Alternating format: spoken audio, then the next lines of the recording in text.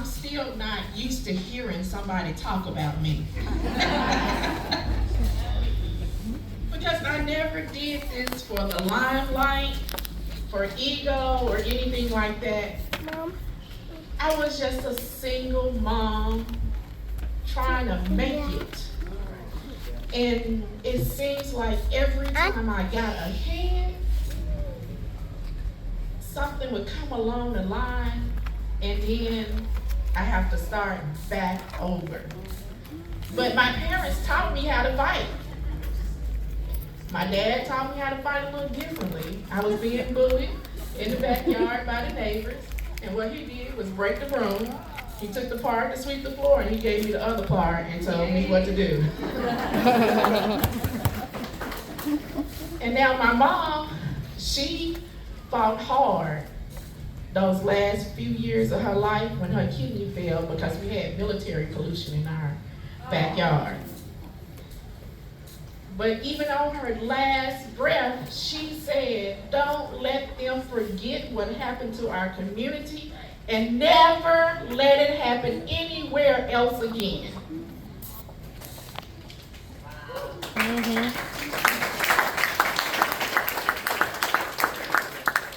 Now, I've seen that woman learn how to walk a few times in her life. She had an on-the-job injury where she had her back was messed up. She had to learn how to walk. When her kidney failed, she had to learn how to walk. When she had a tumor left in her body that should have been taken out, she had to learn how to walk again. That was not only my hero, but a strong woman and a strong example of what happens when somebody bullies you and put pollution in your backyard. She walked a mile a day to get her community involved. Not only was her family involved, the community involved, and she was able to pretty much be a pioneer in holding the Department of Defense accountable for military pollution.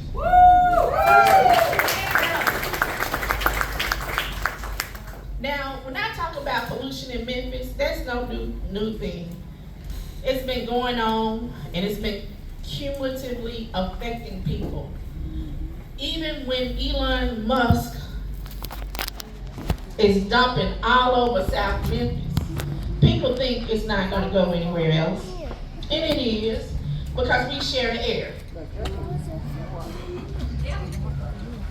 And just like my mama, I am organizing my community to make sure they are informed about data centers, and they are not what we need. And it seems like the same people that's dumping on and polluting us are part of the class that's trying to erode our democracy. And this is our moment and our time to fight to win for working people in the U.S. Senate.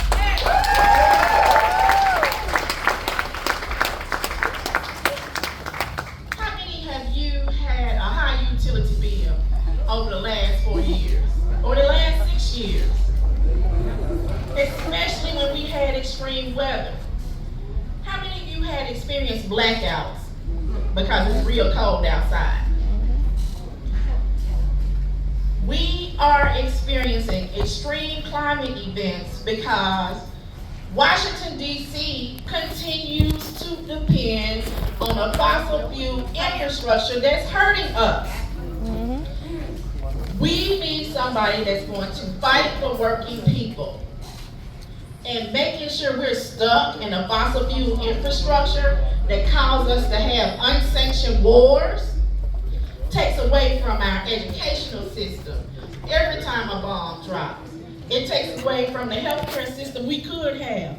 Every time a bomb drops, it could have been Medicare for all. Thank you. Yeah. Thank you. Every time a bomb drops, it could have expanded our public education in schools, include trade, public colleges, and skills that would keep up with our ever-changing workforce. Now, how many of you had to put somebody through college before? It's not like it's going down. But education is something we should value just as much as we do our military. Yes. Yes. So you fund education like you do the military. What would that look like?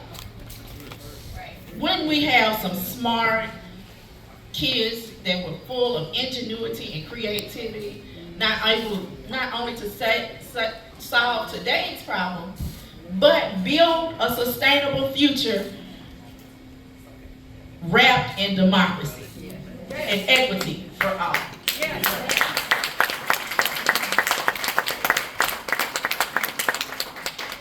When I tell you those sad stories that I experienced in South Memphis, I don't want you to get sad.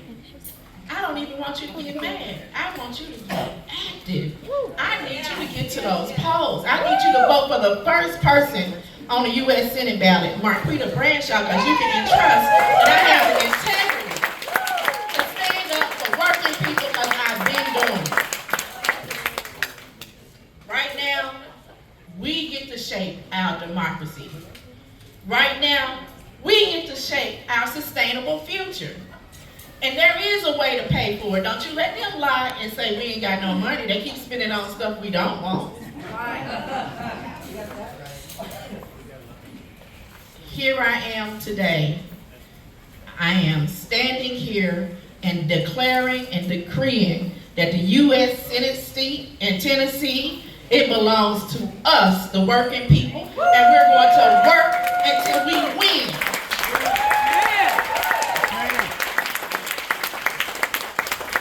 I need you to go to MarquitaBradshaw.com. I need you to get involved. I need you to volunteer.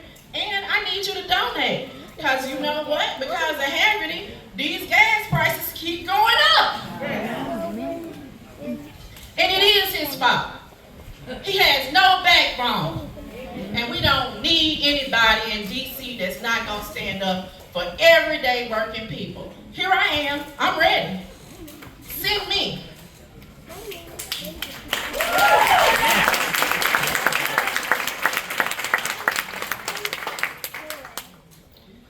I need you to be bold and courageous and letting people know that we have not only the answers, but we understand the problem. And we have the integrity that's going to fight for working people and not the billionaire class that's polluting us. Now, I'm going to tell you this. There are candidates that are going to be pushing AI like it's the answer to the future. See right through them. They mean you no good. Because they are not concerned about the people in South Memphis or across Tennessee that are dealing with the dirty data centers, and they are constantly overlooking what we need.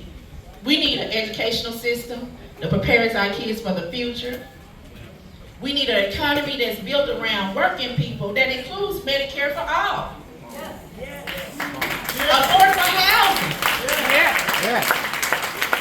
Good paying jobs that are sustainable and rebuild our environment and move us to a sustainable future where we can justly transition from fossil fuels, because fossil fuels are getting us into wars.